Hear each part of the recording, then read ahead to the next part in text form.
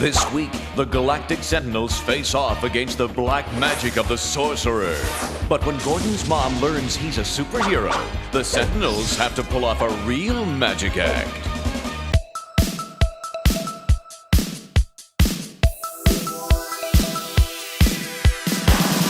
Lazor Comb. We are not going to panic. What the heck even happened to you, man? Vengeance. Shrimp Daddy! Ha ha ha ha! Give him a hockey stick! What am I, fucking magician, man? Am I some kind of fucking magician, man? Fucking nerd. Whatever. It's not like we're professionals anyway. And I'm not sorry anymore. Time to big brain. Every day, yes. What is the airwolf of trains?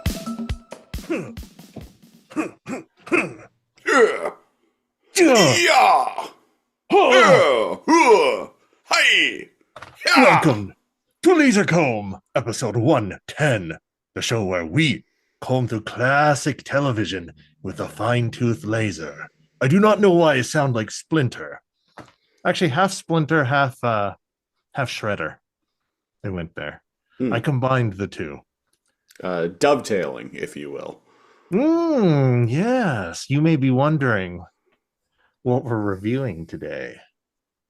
And I have to say, this shitty face warmer I have may seem like a cooler mask to you video watchers than these fine gentlemen and women behind me. I can't get over how stupid their fucking masks look.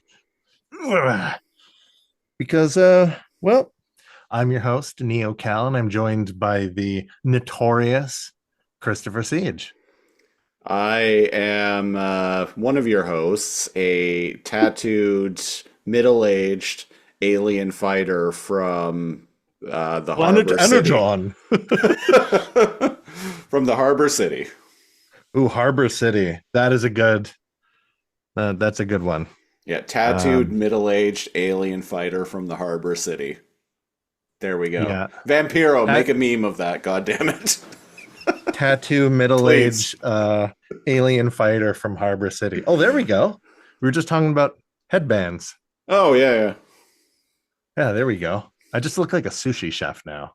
Yeah, I said off air that I wish I had a headband or something, because even though no one in this show wears a headband, I feel like it matches the vibe that this show that we're going to be talking about today. It has vibes. It has vibes. Yeah, we're talking about middle-aged, tattooed alien grocer. From the Harbor City. From the Harbor City. There we go. Yeah, there we go. Tattooed, middle-aged alien grocer from the Harbor City. But do you have a cool mask to hide your identity? Huh? Do I? I sure I got a mask around here somewhere. We're mask hunting people. Not directly in... Not in my direct vicinity, though, unfortunately. So no mask for me today. No mask today. We looked around. Yeah, I glanced around in my little studio here, and well, I saw nothing. So that's what you get. I've just got this. That actually, audio listeners, Cal is wearing like a Black Knight style. Medieval helmet, which actually kind of fits with this show, because you know what, I saw myself through the eye holes, and it kind of gives me the villain vibes. Well, and we don't see it in this episode of this particular show that we're going to be reviewing, but the aerobics fighting American gladiators in this show can apparently summon the power of friendship and merge into a giant knight. Oh, well, we didn't see that this episode. Yeah, and his name is the just peak of 90s creativity in being known as Nitron. Nitron. I should have guessed. Which Nitron actually kind of sounds like an American Gladiator anyway. It does. Nitron. But this isn't an American Gladiator show. This is what isn't tattooed alien the fighters from Beverly, Montana. Tattooed teenage. Molecular, home planet to the diabolically evil Emperor Gorganus. Gorganus has vowed to use his army of alien monsters to conquer Earth, the focal point of a system of power portals he needs to rule the universe. I am Nimbar, head protector of the power portals. To carry out my mission to stop Gorganus, I have chosen 4 teenagers from Beverly Hills. I summoned them by flashing their tattoos. Then they transform into galactic sentinels. Scorpio! Horus! Centaur! Apollo! The fate of the Earth depends on these tattooed teenage alien fighters from Beverly Hills. Tattooed teenage alien fighters. Tattooed teenage alien fighters from Beverly Hills. Tattooed teenage alien fighters. Tattooed teenage alien fighters from Beverly Hills. Tattooed teenage alien fighters from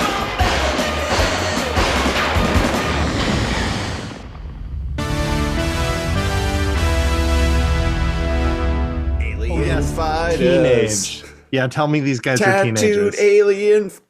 Tattooed teenage alien fighters from Beverly Hills. Rolls off the tongue so eloquently. This is a Patreon pick, folks. This was submitted by our longtime listener and Patreon subscriber Lewis. Shout out to you. Lewis has given us some gems over the years. Like, I'm always going to be grateful to eternally grateful to Lewis for giving us Manimal. That's true, and which we Nightman. both enthusiastically which were just fucking good shows that we had never watched.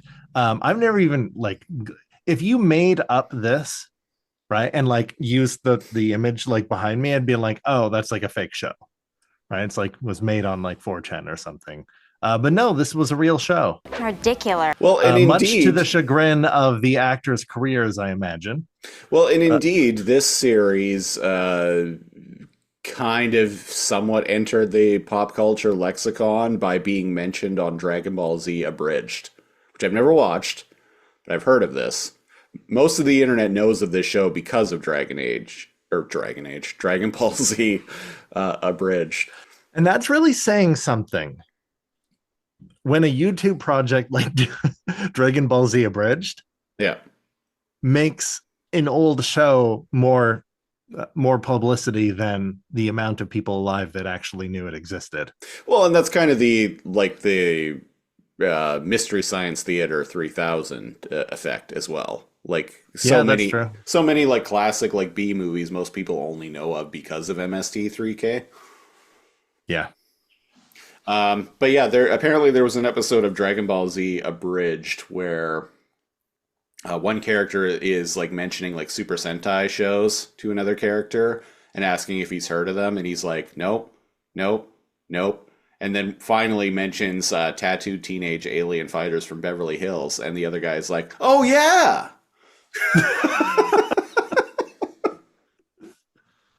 I haven't watched the episode. I've never watched Dragon Ball Z Abridged. But I'm a fan. It gets better as time goes on. I always start it and then don't finish it. See, I remember when it first came out, and to be honest, I didn't know I thought it was just like a condensed version of Dragon Ball Z.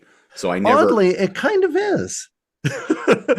But I've heard it's a lot more comedic than that. Like there's it is. Like they redub like the voices and like add like dumb dialogue. It actually sounds like something that would be up my alley. I just for the longest time like I didn't know what it was.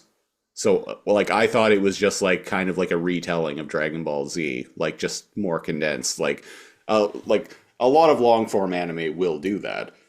So, and I'm like, well, I was never into Dragon Ball Z anyway, so what interest do I have in this? But I recommend watching that over DBZ. if I was going to watch either version, it would be abridged. There you go. Yeah. But I'm a DBZ fan, the more anime type fan of the duo that is Lazor Comb. Yeah. But you're a fan of the Super Sentai kind of vibes and the westernization and bastardization of that genre that the West attempted to emulate. It's difficult to really like put into words just how much of a pop culture juggernaut Mighty Morphin Power Rangers was right out of the gate, unless you were there for it. Yeah. Like I was trying to explain it to someone at work the other day, and like they just didn't get it. I'm like, just think about this. Like the show premiered in like summer of 1993, and less than 2 years later, it had a big budget Hollywood movie. That's kind of a big deal, and it spawned like a million imitators within like a few months of hitting the air. Every kid was into Power Rangers. It was getting like banned from schools because like kids were like karate chopping hitting each other. Shit. It was banned in my school. Yeah. Power Rangers was a big fucking deal in the mid 90s. Mm-hmm. And this show came Remember out... the urban myth that like it was banned because some kid killed another kid? Oh yeah, I heard of that. They were copying, and everybody heard that, but as far as I'm aware, it's an urban myth. Yeah, I'm sure it was probably something that like Fox News or whatever like reported on back then. Yeah. The early days of sensationalist news media. Yeah. The early days. Oh man. When we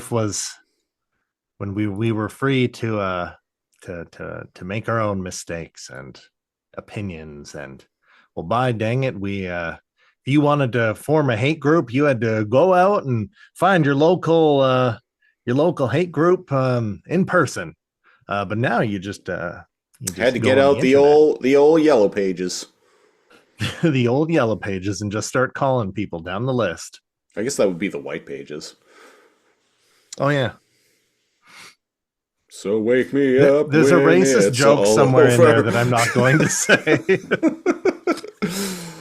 So wake me up when it's all over. I don't know why I thought of that. Anyway, so this show was created in response to Morphin Mania, is what I'm going to refer to it as. There you go. Morphin Mania. Morphin Mania. Now, unlike a lot of the other imitators that arose out of Morphin Mania, probably the most notable one being VR Troopers or Superhuman Samurai Cyber Squad. Probably, yeah. Which I think VR Troopers took footage from Ultraman, some Ultraman series in Japan, and Superhuman Samurai Cyber Squad took footage from Gridman.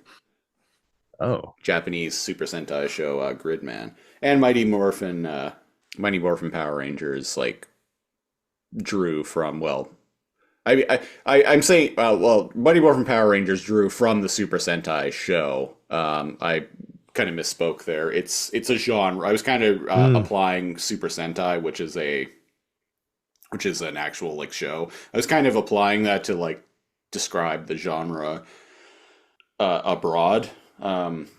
Yeah. I watched a Secret Galaxy episode about tattooed teenage alien fighters from Beverly Hills a couple days ago, and he said something that I found really funny. He was like, so for those of us who are a fan of like those type of show, like Mighty Morphin Power Ranger shows and that type of show, tattooed teenage alien fighters from Beverly Hills is what all of that looks like to non-fans. There you go. And that's right on the money right there. Yeah. Couldn't have said it better myself. So what is tattooed teenage alien fighters from Beverly Hills? Well, a literal slime ball recruits a teenager with attitude and his three milquetoast friends. It imprints tattoos on them, which even though they're supposed to be tattoos, it just looks like light glowing under their skin. Yes, and then they're invisible. You never see them because the budget couldn't afford to give them temporary tattoos every recording session. Yeah, I know. I couldn't afford a temporary tattoo, something that kids have been getting for like what, $1 at carnivals for decades. You get a pack. Oh, yeah, like put on for like $1. Yeah, but you could go to the dollar store and get packs of temporary tattoos Yeah. for $1. Back in my day. Do you remember those like loony machines?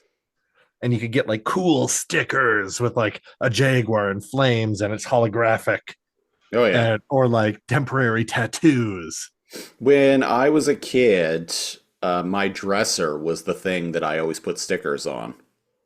And I had this dresser from when I was a little kid all the way up until I was like 12 or so. And so by the time I finally got rid of it, it was just covered like completely in stickers, top to bottom. And a lot of them were those like holographic stickers or like glow in the dark stickers and Hell yeah. So this alien named what was his name? Nimbax. Ridiculous. So there's a giant pile of booger cum. A literal slime ball, Nimbar. Voiced by Glenn Shaddix from Beetlejuice, notably. Yeah. The only like star power is the weird, giant, disgusting to look at, throbbing, veiny, like slime ball. That's like that's their Zordon. Their Zordon, I guess. Odd choice. Bit of and an it just choice, lights up for it to talk. And you can tell that even by his like voice work, which he's clearly just doing, in his home at a studio in his home for probably like a half hour a week. That's taken to his $50. You can definitely tell there's a difference in acting chops between him and the rest of the cast, even though he's kind of phoning it. He's not present and he's kind of literally phoning it in because it's just voice work. There is indeed a difference. For the first 30 seconds, I thought the TV show was dubbed. Really? That's how bad and then I'm like, is the audio off or whatever? And it was just, then I started watching and I'm like, because it has that, it has that dubbed quality to the actors. Like if you play like a Japanese RPG, but like it's done in English instead of playing in Japanese, like with the subtitles, it can be shockingly bad at times. I got that vibe, except that it was just like the acting. Like it felt like they were dubbing over their own mouth movements.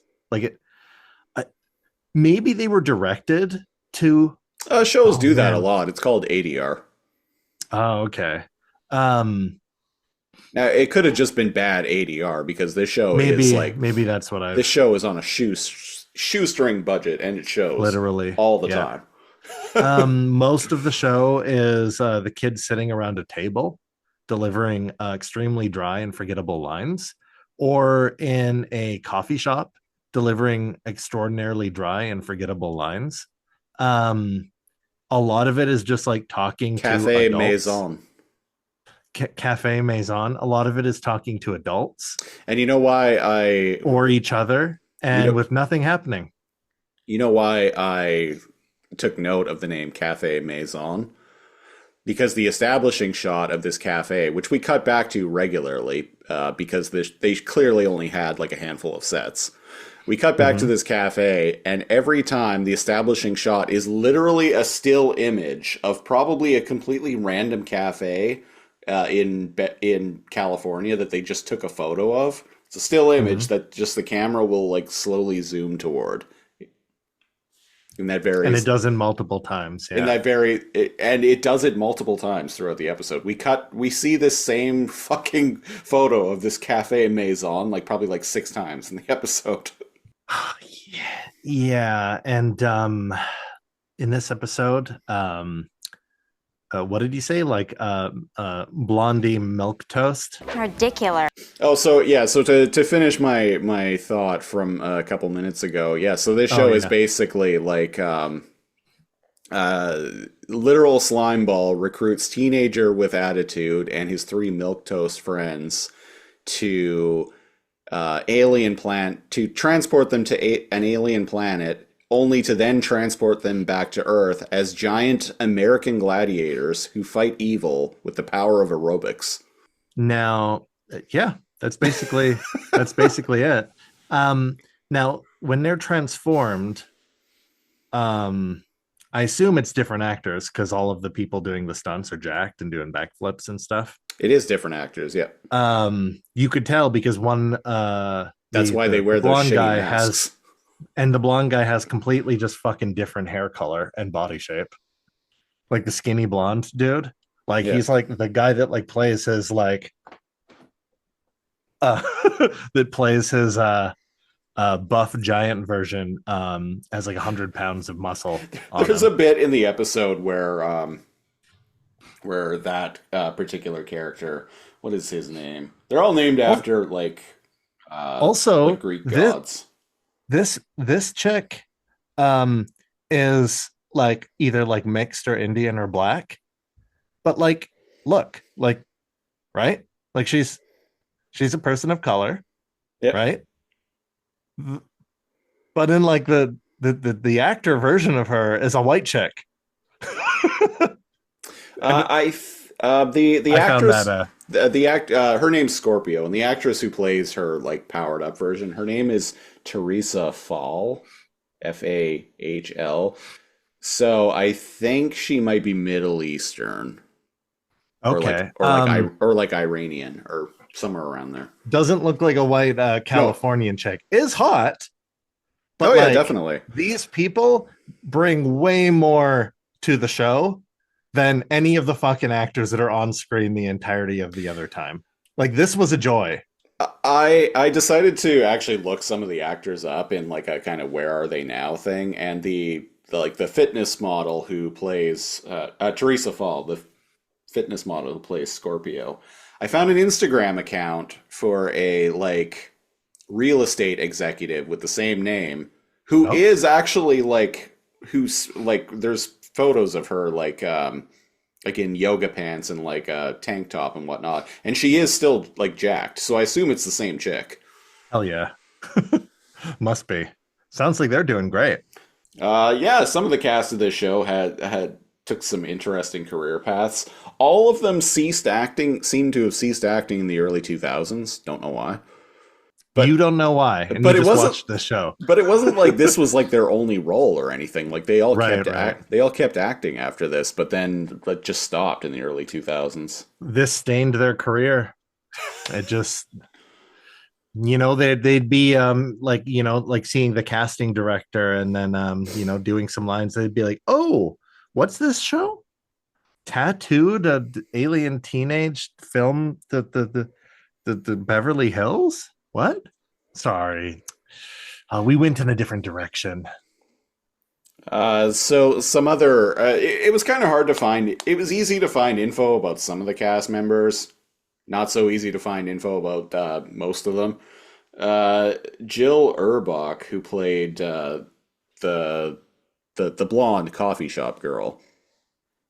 She's an author now. Oh, that's cool. The one that kept like rejecting like the one of the tattooed teenage alien fighters, the one who Oh, works her, at the yeah, coffee yeah, shop. the one who actually works there, yeah. Yeah. She's an author now. Oh, good. The fake Billy from Power Rangers, basically. Yeah, The token nerd of the group. He's played by an actor named Rug Williams. He's like an executive at like an entertainment company now. So what you're saying is they're all doing quite well for themselves, especially compared to podcasters. Leslie Dannon, who played the like not jacked version of Scorpio, the chick with the dark hair. Yeah, she kept acting into the 2000s and seems to have just retired to have a family. Okay, yeah. Yeah.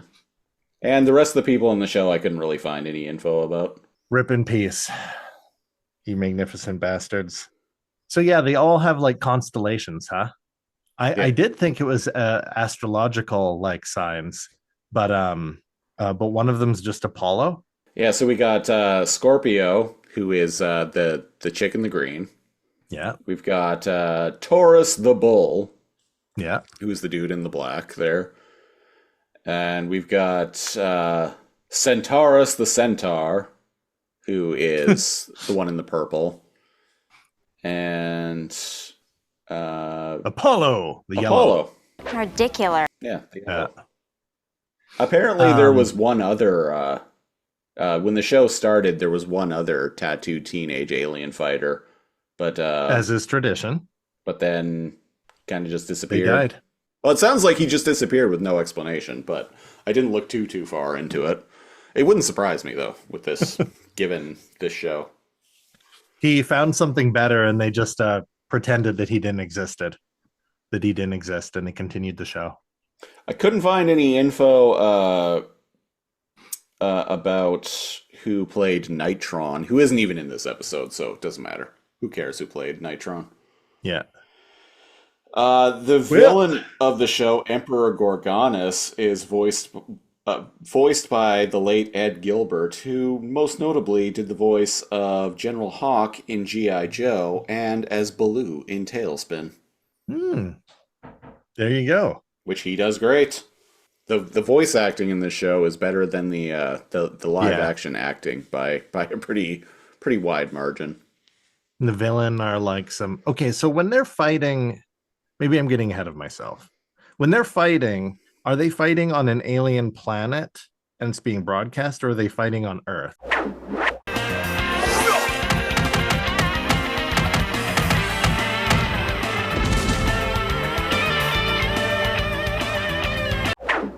My takeaway was that when Nimbar beams them to the command center, which is on an alien planet, they state that later in the episode. Okay. But then they teleport back to Earth as giant tattooed teenage alien fighters from Beverly Hills and then fight the monster on Earth. And then they get teleported back. Then they get turned to their human forms. Yeah. And then they get teleported back to Earth to continue their day. Yeah. It that was the impression that I got. So if I'm wrong, people feel free to let me know. So whenever it calls them, I find that funny. Whenever it calls them, a portal opens up. And I really like that the sound effect of the portal opening up will happen like in a hallway off screen. And we'll show them like running and show flashes to signify they're running through the portal. You don't have the budget to show people going through a portal every single episode. Come on, just have a guy like with a flashlight, like making it seem like they're going. Oh, they do stuff like that in movies all the time, movies and TV all the time. Like even in something like big budget, like Back to the Future. Like notice, like at the end, like of the first one when Doc drops Marty off and he's like, oh, I'm going about 30 years in the future. He like backs out and like the music starts playing and it's like do, and he just drives off and then you hear like sound effects and he drives back like super fast and then you just see light flashing and sound effect. Yeah. Like a wind blower, like yeah. And like it's effective. Yeah. It's effective, and that's a cheap way to do that because we've already seen if the audience has already seen the visual effect, we don't need to keep showing it most of the time. We can just imply it later on and save money that way. And has that same effect as the light like hits Marty and like it shows newspapers going flying and then like the fire is on like the road, right? Like yeah, totally. If they are on an alien planet, it's interesting that he's able to surpass the laws of physics to interact with Earth in real time. Yeah, I know, right? Because doesn't it take like at the speed of light, like what is it? It's like Proxima Centauri is like 4 point whatever, like light years away. So like information as fast as it can travel takes 4 and whatever years to. And I it's love pedantic. I love that this is what you're worrying about We all have our own little like things, right? So in this show of all Yeah. things. So I'm saying realistically, he must be like on the moon or somewhere in orbit around Earth or on Earth. Otherwise, like it takes like what, like 8 minutes or something like that for the light of the sun to reach Earth. Well, when what's his name? Ridiculous. Milk Gordon. When Gordon takes his mom to meet Nimbar, they specifically say that it's an alien planet. Oh shit, really? They say it in dialogue, yeah. Well, maybe it's like on Mars or something. No, because then they just say Mars. Yeah. Well, whatever. Maybe he's using non-locality to observe and communicate much faster than the speed of light. Like maybe he's got like some sort of quantum capacitor that's connected to like an antenna on Earth that I don't know. Sure, whatever. I'm not even finishing that. I'm worrying about a show I'm never going to think about in like ever again. But anyways, yeah, Nimbar's like, we have to kill your mom. Yeah. So to run through the episode, so we're introduced to the big bad Emperor Gorgonus. I think he's That was his fucking name? cool, and I like his little minion.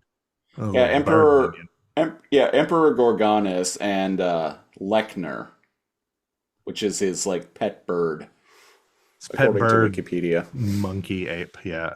So whatever. Emperor Gorgonus decides to use magic to turn this space wizard into a human-looking guy. That's and- right. Yeah. And his brilliant scheme is that this human-looking guy is going to impersonate Taurus the bull. Take all the credit for fighting off these giants. And, well, this is all a big ploy to get the tattooed teenage alien fighters from Beverly Hills to expose their identities. Because if someone gets jealous of all the attention this guy is getting, masquerading as Taurus the bull, then they clearly are going to be one of the tattooed teenage alien fighters from Beverly Hills. I'm never going to shorten that, by the way. And What a brilliant plan. anyone that has anybody, because he says anybody that brings up an issue with this copycat, right, is connected to the big bad Beetleborgs, the tattooed teenage alien fighters from Beverly Hills. Let's not that sully. makes sense. Let's not sully the good name of the big bad Okay, Beetleborgs here. I was gonna say, yeah, fair.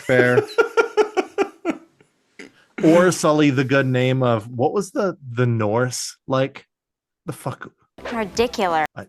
I want to make a What's that? proposal right here, right now, since you brought it up. We've talked about big bad Beetleborgs since like the start of this show. How have we not? Let's just do it next week. Okay, yeah. Yeah. Okay. How have we not? Like we probably talked about that at least like, oh god, we're on episode 110, at least 20 times Probably. in the Yeah. history of the Lazor Comb podcast. So there we go. We're doing it, folks. Finally. All right. So yeah. I think it's imagine- an interesting plan. Can you imagine if the person who like starts ragging on the fake Taurus is like some like jilted ex-girlfriend or something? What do you mean? Oh, like, well, like his plan was that like anyone who like this guy is going to masquerade as Taurus the bull, and anyone who like takes issue with that is obviously like connected to the actual Galactic Sentinel. That's what they're called. the actual Galactic Sentinels. So can you imagine if the person who like comes up to him is just some ex who like really fucking hates him? But isn't it an alien with like a fake identity No, an ex of the actual Taurus the Bull. of like the mythical being? The person that he's pretending to be. But he's not pretending to. But Milquetoast is Taurus the Bull. Yeah, but the space wizard guy is pretending to be that Galactic Sentinel, though. Right. But are you saying that the Galactic Sentinel has a dating history? I was just joking. I was okay. I was like, imagine if like the person, it wasn't the actual Galactic Sentinel that like took issue with this guy. It was like the ex of the actual Galactic Sentinel, and like started making this guy's like life a complete headache. That'd be pretty great, actually. It'd probably be a better episode. That joke like really fell flat on its face. Or it flew over my head because I was like, well, wait a second, but he looks different. Also, but they all look the same. Way buffer. I see what you're saying. So the implication that he dated somebody, but the mask stays on, honey. Yeah, I see. Yeah, my boyfriend's 300 feet tall and doesn't do mouth stuff, but we try to make it work. It writes itself. It's a journey, damn it. So the alien sorcerer that's pretending to be that's taking up all the glory, and the teenagers with attitude, some of them got problems with it. Some of them are like, whatever. Like, we're not doing this for like the fame. Like that. Yeah. That was part of the contract we signed with Glorbon. Glorbon. So Gordon, the kid who is the actual Taurus the Bull, is like really mad that this other kid is just openly like taking credit for it. And I say the kid, 30-year-old bodybuilder. So the guy that's taking credit for it is like 6'4", 300 pounds, like made of muscle, way hotter than like he's not an actor. Like they got a model or a bodybuilder like onto the show. Milquetoast is like pretty upset that he's like taking all now. You know what? The fake one is probably just the actor who plays him in the suit. When I was watching that, I was thinking that. Yeah. I was like, you know what? Wouldn't it be interesting if he was just like the actor that plays his like fighting version? What was that stupid fucking our new handshake? A Lazor Comb pod? It wasn't a punch. It was like a.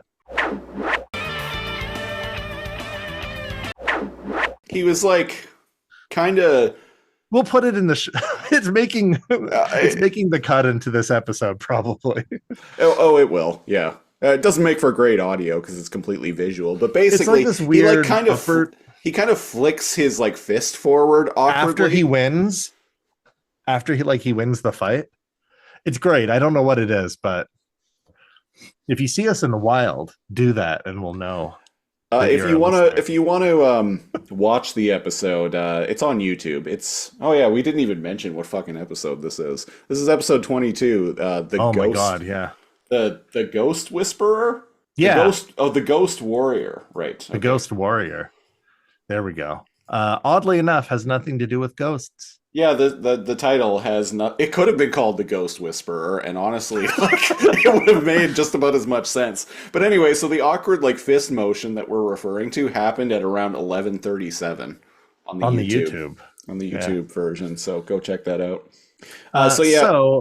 There's this minor subplot where Gordon is like constantly trying to ask out this girl Denise, who I tried to figure out who that was because she looked vaguely familiar. Like I'd seen her older in something.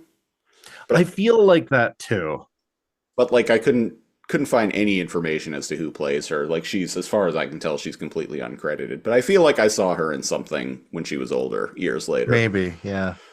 And she like kind of is like, you're like awfully bold and like nice or whatever, but I'm gonna have to say I'll take a rain check on that. Like lets him down nicely.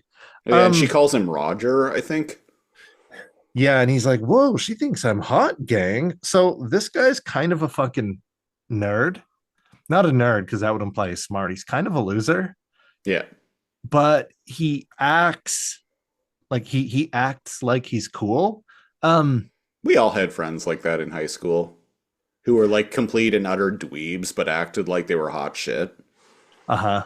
And they usually said that Britney Spears wasn't hot and they would not have sex with them. And I'm like, yeah, sure, but sure, Bryce, sure. I figured that had to be specific. But like he's not funny. I was more into Christina Aguilera back then. The real homies are into Christina Aguilera. And real homies are into Christina Aguilera when she started getting thick in the 2010s. Yeah, I remember that. But the blonde Gordon, he's not cool, No, he's not. my man. But like not in a funny way. Like who are the buffoon bullies in Power Rangers? Bulk and Skull. They're fun. You want to see more of them, right? I don't want to see more of the main cast on this show. Yeah, what started out as like in Power Rangers, what started out as like the two like bullies who were there for like kind of comedic effect to like who were trying to be bullies but like would get their comeuppance like really quickly, actually turned into like two of like the most lovable characters in the franchise. And ended up becoming like main characters, or at least in one of the movies. Like Yeah. plots would revolve around them. Oh no, So- as the show went on, definitely. Yeah. They ended up becoming cops. Right. Yeah. Yeah. As is tradition. With bullies. With bullies. Yeah. but But the show plays it up as them like getting their act together and like trying to do something actually noble. caring. Yeah. Trying to give back. Yeah. Which I think is a better message than them just finding a new avenue of bullydom. Yeah. They end up becoming their redemption arcs are actually entertaining. One thing that's weird about tattooed teenage alien fighters from Beverly Hills, one of their mom is like a main character, and she's at school and she's at the coffee shop and she's the mayor of the town. Yeah, she's the mayor. But that's weird because it's like the mom of like blonde guy. Yep. And he's always like, oh, mom, or oh, geez, oh, gosh, oh, my mom's the mayor. What are you going to do? And man, I don't know. There were a couple scenes in this episode that made me go, ha! Like there's a scene during a fight where it has the bicycle kick cam, and it shows like Tauros like jump up in the air and do like a whoop, whoop, whoop, whoop, whoop, whoop, whoop, whoop, whoop, like a Liu Kang like bicycle kick. That was funny. His mom is really taken in by the fake Taurus the Bull, and Wants to do press releases and wants to do all that press shit. with him and like all of that because he's being like very open that who he is like outside with like outside of the mask and all that. He's like, yes, I am Taurus, the Galactic Sentinel, and she's really taken by him. And in the coffee shop, Gordon's mom is like, Anyway, I just can't get over Taurus. He's fabulous. Takes your breath away, doesn't he? Oh, yeah, my lungs are on E. which actually I kind of chuckled at. Yeah. Some 90s humor for you there. It's a dumb joke, but I laughed. Yeah. She it's not that any of the main cast are terribly bad actors. Well, no, they are actually. No, they are. Sorry, Yeah. they are. I was trying to have a but no, they and the director, Some of them like, are better Vision, than others. Unfortunately, the but you're character you're the one who splitting gets hairs at that point. the one who gets the most screen time is the one who plays Gordon, and he is probably the worst of them. I would, yeah. He's the worst actor, but he has the most personality out of all of them, though. The rest of them are pretty milquetoast. Although I do kind of have a soft spot for Coffee Shop Girl.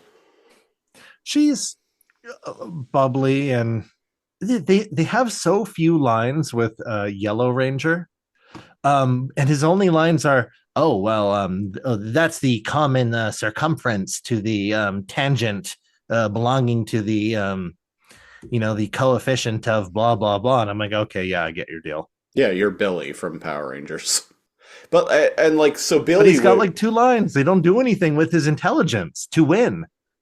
But at least Billy would, like, it would show him during the fight be like, oh, and duck. And like a putty would like punch a wall and be like, woo, woo, woo, like, or something, right? Like there'd be comedy behind that. Or he'd be all like, everybody knows that like when you combine blah, blah, blah with like this, you get mist.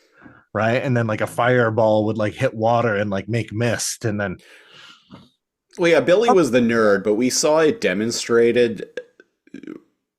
We saw his nerddom and his smarts demonstrated, whereas this guy, what we're trying to say is there's a plot to other Sentai movies, and instead it's kind of just like them really trying to make a buck off of something that's a genre that's come along, but they don't.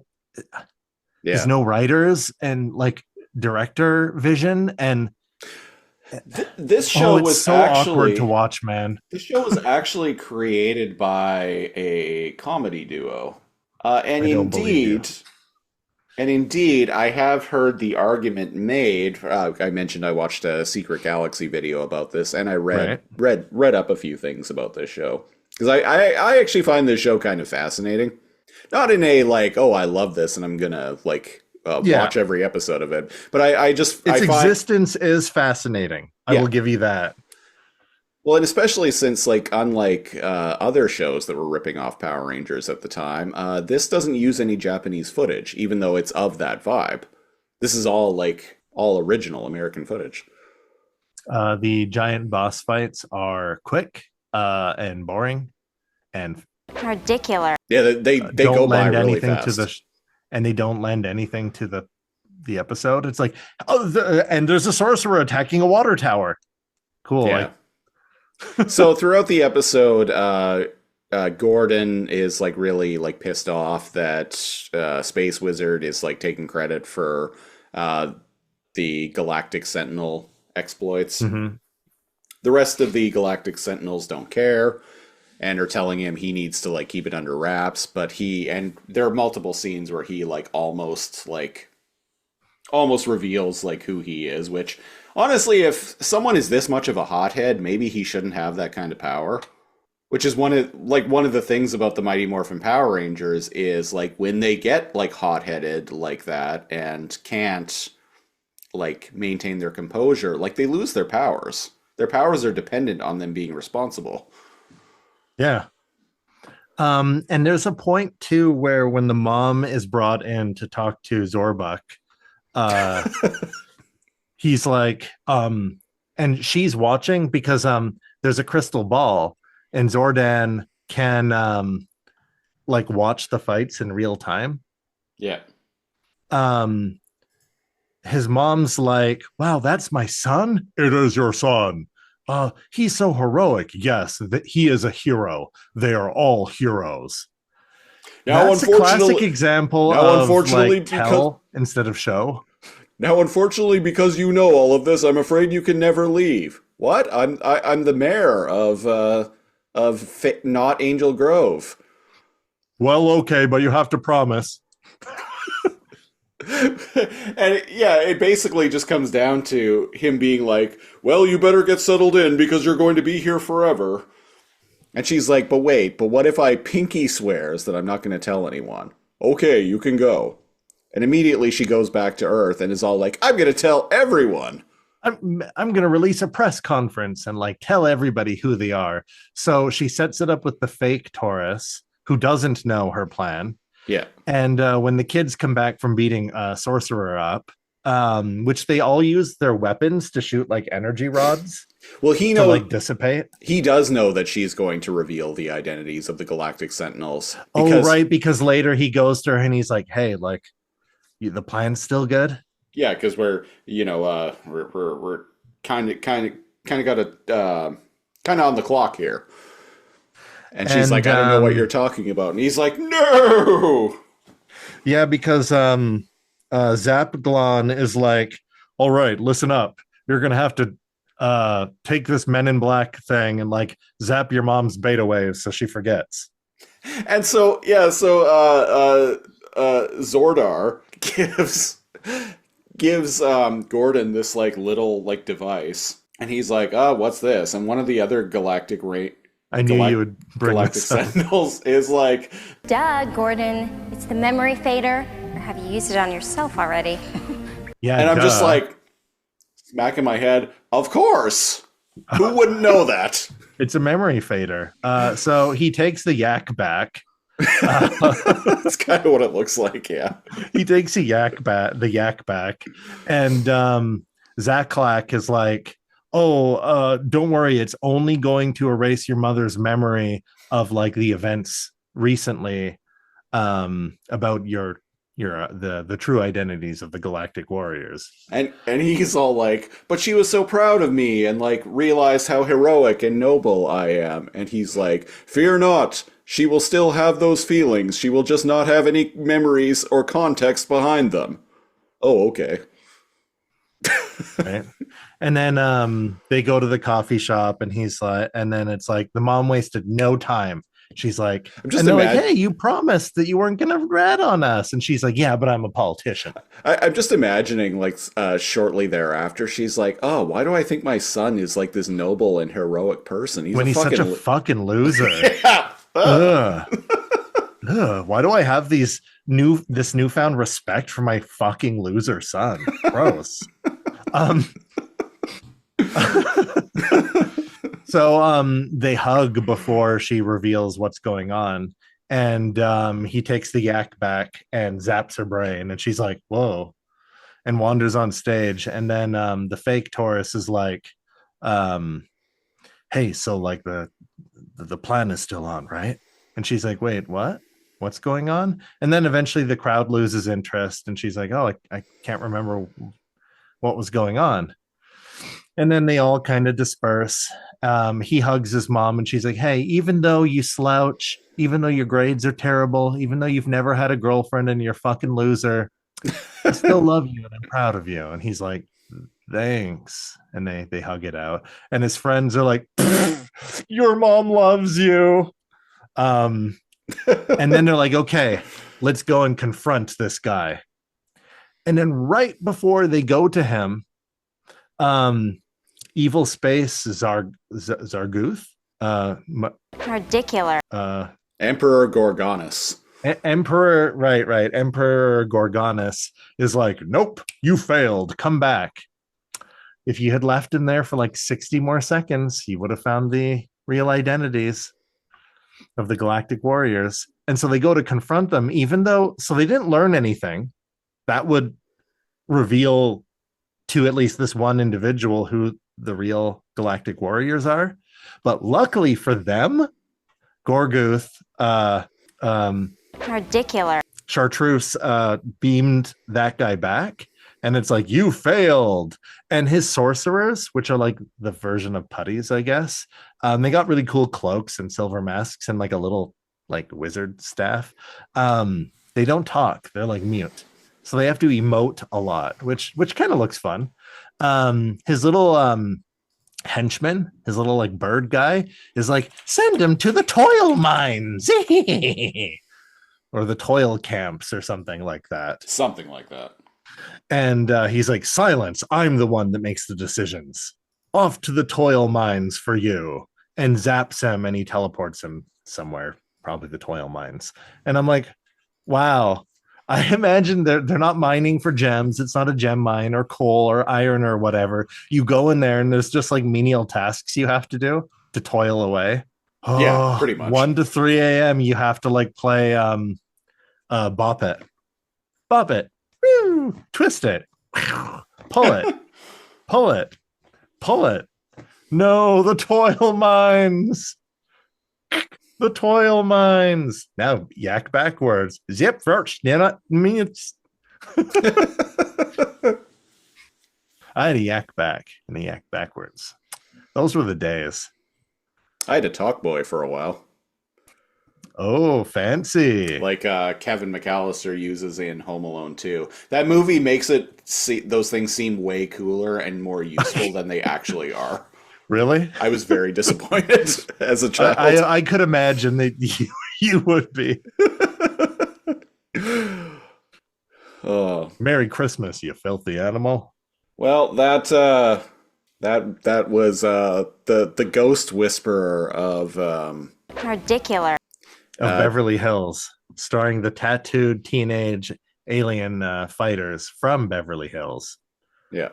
Beverly Hills is tattooed teenage alien fighters from Beverly Hills in Beverly Hills. Shot on Shot location. in Beverly Hills. On location. Shot on location. In Beverly Hills.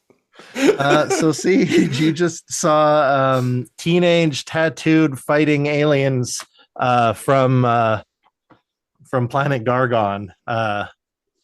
Would you tune in next week? You know, if I was 9 years old when this show was on, I probably would have fucking loved it, honestly, if I had seen it when I was 9. Yeah. I am weird. I'd be all over this if I was 9. I am weirdly like I said, I find the existence of the show very fascinating. Oh, the existence of it is intriguing. And I did have a bit of fun with it in just how bad it is. A bit. I'm definitely not going to go and binge the whole thing, but I think I would watch another 1 or 2 episodes. To get the vibes, see what the Nitron, for instance. Nitron is about, yeah. See if the show has anything else to kind of offer in a couple episodes. Yeah. So you might, is what you're saying. You would tune in next week, or if you ever caught it. Yeah, I would check out maybe 1 or 2 more episodes of this, but yeah, that's what I gotta say. What about you? Oh man, I'm never getting that time back. This was like so fucking bad. If you could not tell from my ripping into it throughout the summary and review, I can't, man. There's only so many video games and so much television I have time for. Again, 9-year-old me, it might be like, hey, if you randomly caught it. But 9-year-old me also would probably rather play a video game. So I don't even think 9-year-old me would tune in next week. And future me, present me would go, good. Now, have you beaten Ogre Battle 64 yet? Wait, no, it wasn't out yet. Wait, 9-year-old me, did it? No, I don't think that was out yet. This show was out in 1994. It came out in 99. Yeah, Ogre Battle wasn't out yet. And then younger me would be like, what are you talking about? And then future me would like fade away. Been like, no, tell me what like stocks to invest in. Give me something other than a thumbs up because I didn't watch tattooed teenagers from alien fighting Beverly Hills. Yeah. If future you will just like show up in 1994 and hand your young self, your like 7-year-old self, a N64 cartridge of Ogre Battle, and like kid you will be like, what's this? And you'll just be like, you'll know it when you need it. And then you just turn around and climb in your phone booth and dial and just like time warp away. You'll know it when you need it. And I'm pretty sure the 64 wasn't even out yet. So I would have been like, what the fuck? You'll know it when you need it. And then teenage me would be like, why did future little me... Cal, you'll know what to do with this when you need it. Whoa. And then in 1996, I play it and I'm like, wow, so this is what future me got me to play. And then teenage me a few years later would be like, man, I didn't even give myself that good of a game. That's the experience of tattooed teenage alien fighters from Beverly Hills. It's like me going back in time to give myself Ogre Battle 64. The experience of tattooed middle-aged alien grocer from the harbor city.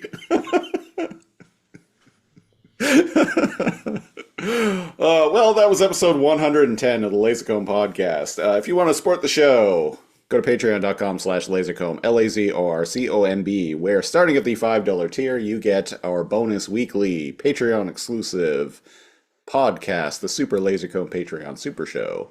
$10 tier, you get that, plus you get commentary tracks and the ability to pick a show for us to review a random episode of on this very podcast, much like Lewis did. At the $20 tier, not only do you get to pick the show, you get to pick the episode. So if you want to get in on that, go to patreon.com/lazorcomb. Maybe we just landed on a bad episode. Maybe. No, I don't think so. Join the Discord if you want to interact with us. Link in the description as always. You can also find links to our Blue Sky and TikTok accounts. That's right. We will be back next week with Ridiculous. Big Bad Beetleborgs. Oh, Finally. shit. We're doing it. And to figure out what episode of Big Bad Beetleborgs we're going to be watching, I'm going to hit screen share. What was up with turn of the century, like, technology, at least the plastic being, like, translucent and colorful? I missed that. You know what I mean. List of Big Bad Beetleborgs episodes. Yeah, those like translucent like video game controllers. Those are making a comeback actually. Xbox is making them now. Oh shit, really? Yeah. Yeah, I've got an orange controller like that. Some people had their Nintendo 64 system was a like blue or orange or green translucent. Purple, there was a purple one too. Oh yeah. Apparently the purple one's super rare nowadays. Oh, I did not know. So Big Bad Beetleborgs had 88 episodes, so one random number between 1 and 88, and here we go. And Big Bad Beetleborgs 3. Oh shit. Episode 3, TNT for 2. Van and Trip hire 2 demolition guys to destroy Hillhurst while the Megavores send jet fighters to attack the Beetleborgs. Oh goddamn. We almost landed on another ghost episode. The ghost is toast. Call out the monster Terror Bear, a mace-wielding monster with a surprising sweet tooth. That could have been fun, but yeah, whatever. TNT for 2. Well, we'll be back next time with that. And until then, I have been your tattooed, middle-aged alien grocer from the Harbor City, Christopher Siege. And I'm your tattooed, middle-aged alien currently looking for work from the Harbor City NeoCal. Thanks for listening, and we'll Gemini! We'll horoscope you next week.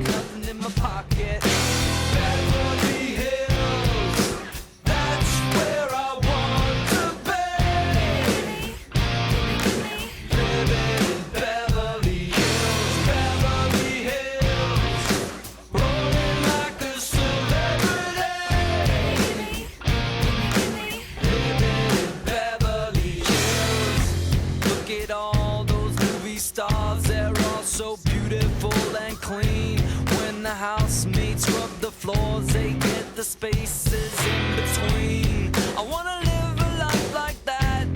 I wanna be just like a king. Take my picture by the pool, 'cause I'm the next big thing in Beverly Hills. That's where I want to be. Living in Beverly Hills, Beverly Hills. Rolling like the celebrity. Living in Beverly Hills.